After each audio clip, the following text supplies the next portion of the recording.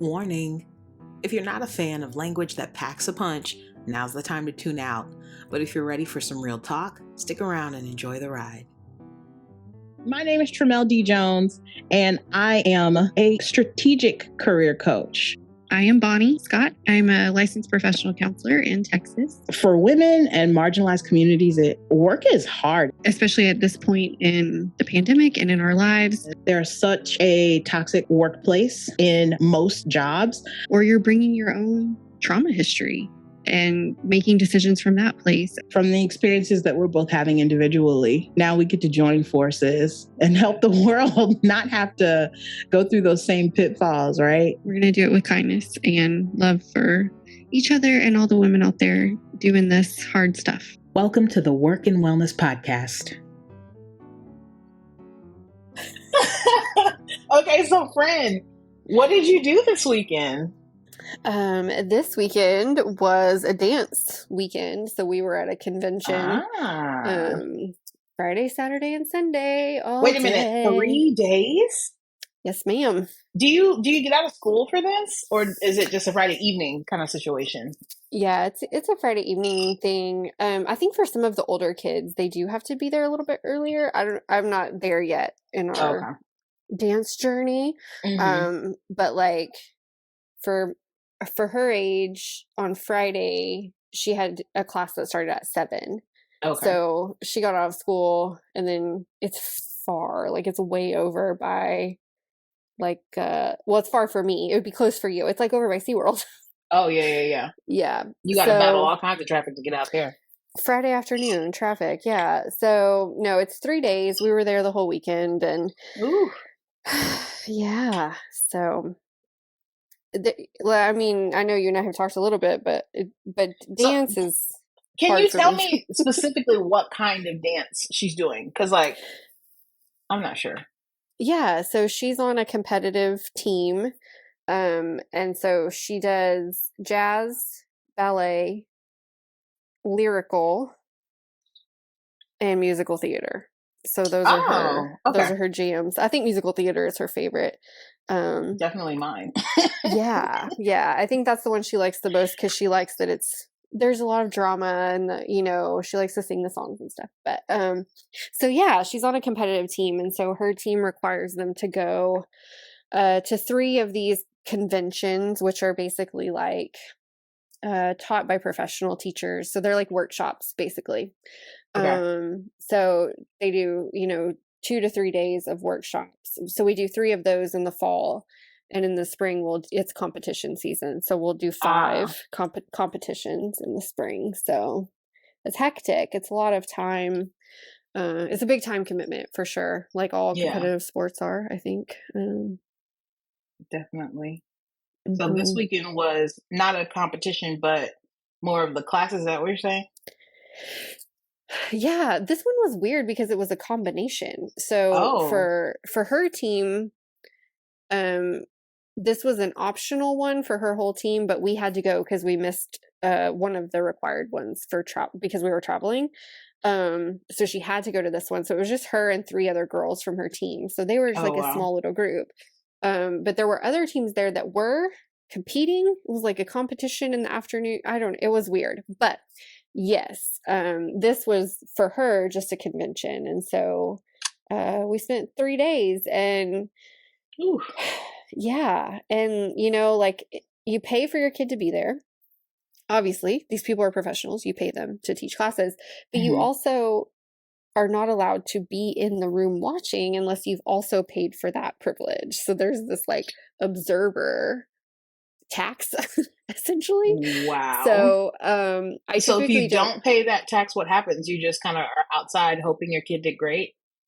Yeah, I mean, I camped in a hotel ballroom lobby. I just sat on the floor against the wall for 2 full days. Yeah, so if you don't pay to be in the room, you stay out, and you either drop your kid off, which I think if she was older, I probably would be comfortable with, or you sit on the floor. But yeah, at this particular one, there was at the far end of where everybody was sitting, there was this huge television screen, which is cool, right? Like, okay. It was put there by the dance company that did the convention. And at the bottom of it, it said the dad pad.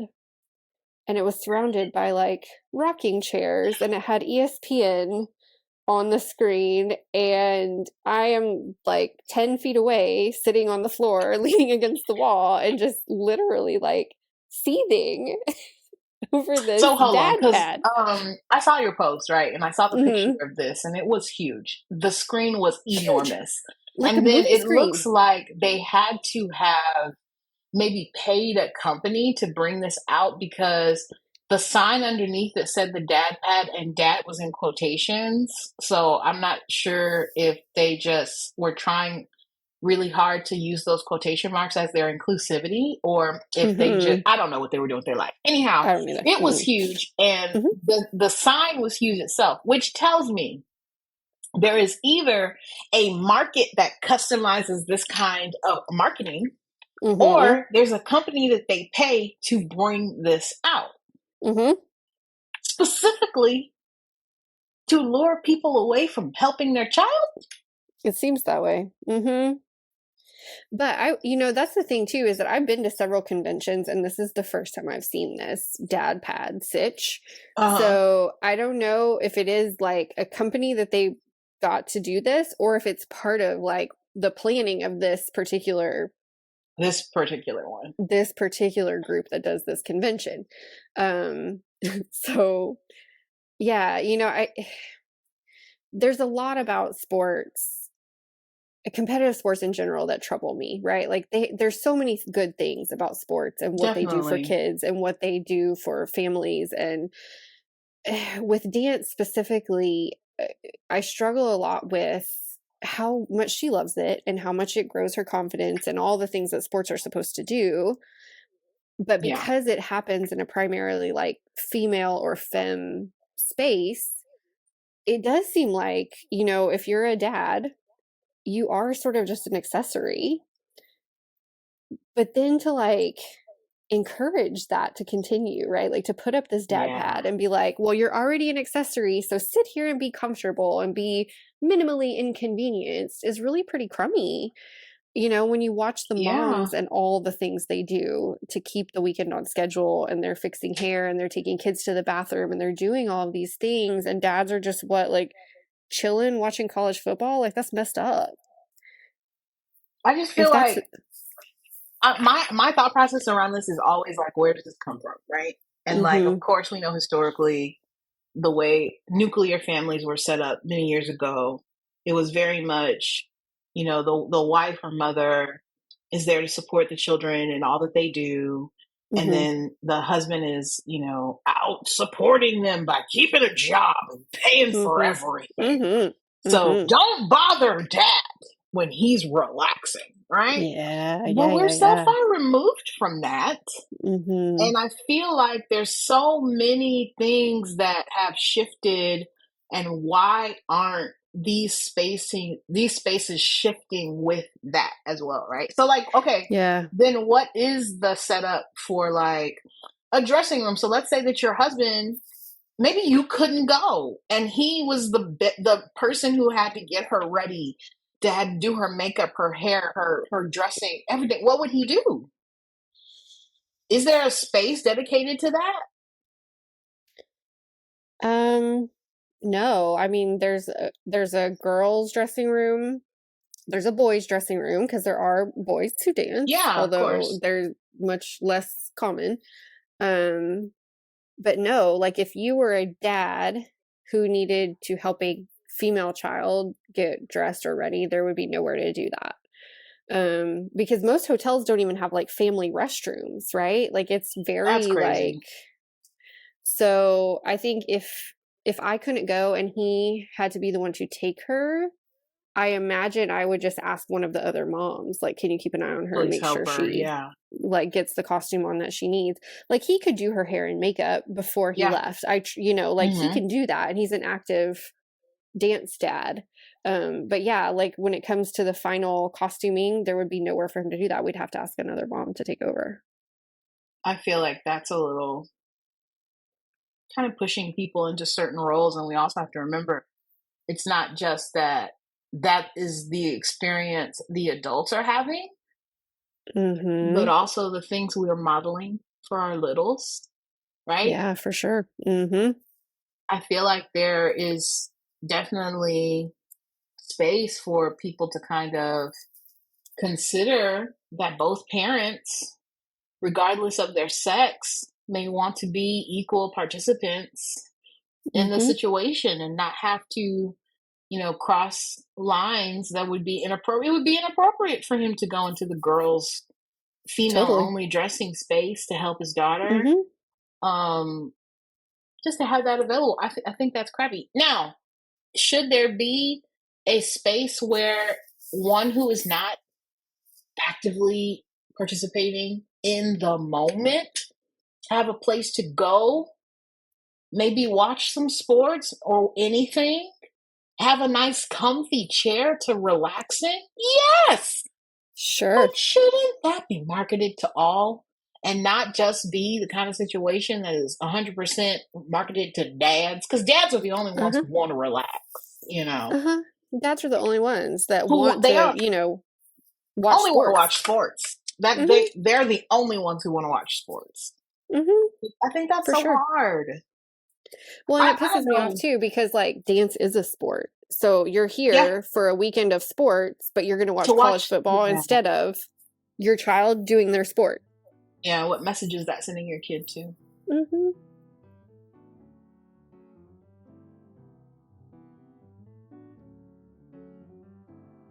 Hey friends, I'm Tramelle. If you didn't know, I run a career planning firm called TDJ Consulting. I focus on working with high achieving women, and you know exactly the ones I'm talking about. She's the go-to employee, she's consistent, she's reliable, and everyone goes to her for help. It usually means that she's doing her work and theirs too. But unfortunately, her bank account doesn't reflect all the extra effort that she's putting in. I help those high achieving women leverage their wins at work to boost their salary by 10 to 20,000. I provide career services that build on those successes that they've already accomplished without requiring them to go back to school. If you're curious, let's talk. Schedule a free call at tdjconsulting.com.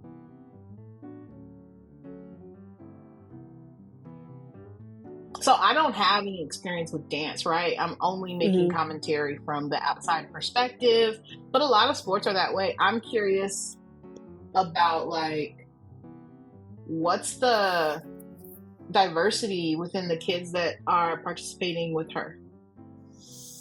Yes, this is another. What's the- So I will say her team is pretty diverse. Like there's kids from all racial and ethnic backgrounds. They, like they all work hard. They have to be chosen to be on the team. So they work hard to stay there. And Yeah. I think her team specifically is pretty diverse. But when you look at something like this convention weekend overall, I mean, overwhelmingly, it is little white blonde girls dancing. And even the boys that you see are overwhelmingly white. Because it costs a lot of time and money, right?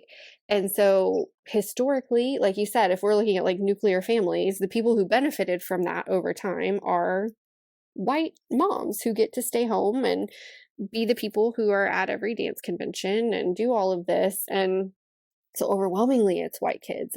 And I look around and I don't see like a reflection of the city that we live in or the time that we live in, right? Is so many little white kids. And so for a city like ours that is more than 50% Latino, Yeah. it's shocking. It's shocking to see, And then on top of that, in an effort to like broaden the appeal of dance and to offer white person legitimacy to all different kinds of dance, they do teach a lot of dance styles to the girls, right? Like there's jazz, there's ballet, there's hip hop, there's, musical theater and all of this. But like, you watch these hip hop routines full of little white blonde girls and it's really uncomfortable for me because I'm like, do they have any idea like the history of this dance or why this is important? I feel that way when I watch them do like Spanish flamenco dancing or whatever, right? Like, are they taught the importance of this, or are they only taught the history of ballet because it is overwhelmingly white people? And so it's really uncomfortable. And then you see them do wild things, like there was this one team last year that did a whole routine to Jailhouse Rock, but they did it in these like little black and white jailhouse costumes. And they had like huge plastic chains that they used as props, and like sitting in the audience and absorbing this tableau of white girls treating jail and chains as if they are props was very disturbing. Very disturbing. So because there's no diversity to oversee that, you see that kind of stuff, and it's just, it's a lot. That's and I rough. think it's, yeah. I mean, for me, I'm a black woman. Mm-hmm. And my view of that from the outside looking in, and again, no experience with dance. I'm not a dance mom at all. But the first image that conjures in my mind when I hear you talk about hip hop dance being taught is that viral video of that woman who's like wearing the blue. And she's like, this is hip hop. You put your first foot forward and you gotta act like it's not, it's not a big deal. That's hip hop. And I'm just like, who's teaching these classes? And what is the outcome that they are hoping for? I had a conversation recently about cultural appropriation. And the person I was talking to was like, this is new information to me. I haven't vetted this, and I probably should, and I will after this. But I'll give you all the information, and you can vet for yourself, right? Okay. I didn't bring this conversation up. This person just kind of started talking to me about it. I don't know if I'm just a magnet for those things, but they were like, so you look like you'll enjoy this conversation. Let's get into it. Yes. So they're like, I'm not sure what's wrong with, or why people are always saying something about cultural appropriations, because there's so much history that we don't know about things. And the example I brought up was, in the past, there were issues with white women wearing cornrows and calling them boxer braids, giving no identification to the history of cornrows, being that we use them before slavery times to sow in seeds from our native lands and travel with them. We use them to then, during slavery, to show patterns of where you should go to escape. Right? So there's a lot of history connected to that. And then this person countered saying, well, I saw a black man on some social media platform saying that black women should not be upset about white women wearing cornrows because the Vikings had cornrows. And I'm sure the Vikings are older than African history. And I was just like, wow, my stance on all of this is always, I'm never going to criticize in the moment. I will always educate in general. And the reason why I say that is because I don't know a person's background, experience, or intentions in the moment. And that needs to be a very gentle, long, and thought out conversation for us to have to suss out what that is. So if I see a woman who's wearing cornrows and happens to be Caucasian, I'm not going to be mad at her.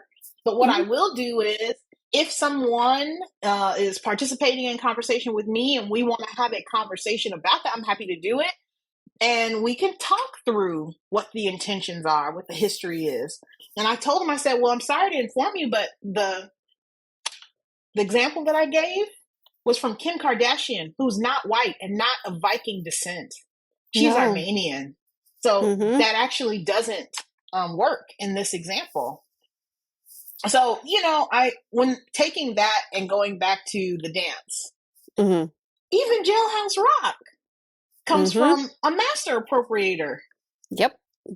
So there's a lot there, and I get, and I want for everybody to enjoy themselves. I think that nothing is wrong with dance. I agree with you. It does wonders for our kids, as far as their confidence, their ability to learn, their ability to understand teamwork and those concepts of working with people. I think those are all really important.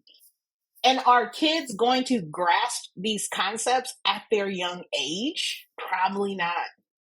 So the people who have to be thoughtful about this kind of stuff have to be the adults who are bringing this. And, my question to you about diversity, I don't expect that that's going to show up in the most obvious spaces, right? Because at this point, we can point to people of color who are financially advantageous, right? But the issue is there's probably not going to be kids at these dance groups who are from one parent families, who can't take off 3 days without working, or can't afford the entry fees or any of these things that are going to create huge factors of non-work situations. I can't work for the next 3 days because my daughter's at a dance rehearsal. Okay, how am I going to make that work? And to do that multiple times throughout the year and still be able to pay all your bills, that's a hard place to be. So, I believe that there are other dance troupes that make that kind of connection and work around it. So it just, to me, seems like there's something around for everyone. Just in this particular situation with the dad pad or the dad area, I wish there was a little bit more thought into the messages we're sending long term to kids, and what that looks like from the outside observer.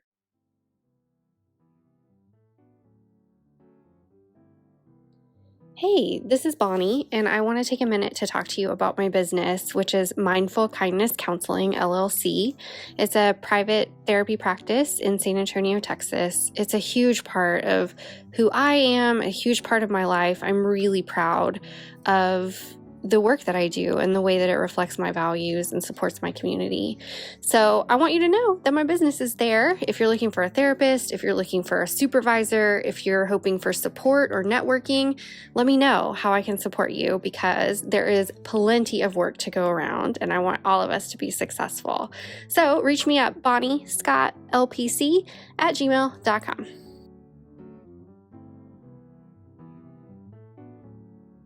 Because I have a partner, I spent 2.5 days at a hotel on the floor while he did all of our grocery shopping, all of our meal planning. He did all the laundry. He cleaned the house. He went to Target and got more Christmas lights for me. He did everything he could to make our household manageable, and that was his contribution. And he even said that to her last night, right? That's how I supported you this weekend. Yeah, that's the energy, right? So it's either do this behind the scenes stuff or come and be active in the weekend, but do not sit your butt at this dad pad and think that that's okay. That's not the energy. Exactly. Yeah. And can we just, I just want to say that I know you and I know Matt, and you guys are such great parents, and you're doing such a great job showing that example. I love you're having those conversations, and that she gets to see what really goes into that. I'm having conversations with my daughter right now around things that don't get talked about at this age, like money.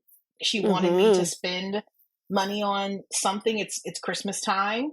And I said, I can, but that's going to come out of the Christmas budget. Is that what you'd like to happen? Oh, well, no, I'd rather you keep all that money in the Christmas budget.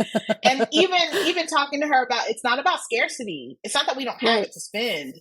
We have it, but we want to treat our money great so it comes right back to us, right? We want to be good stewards of that.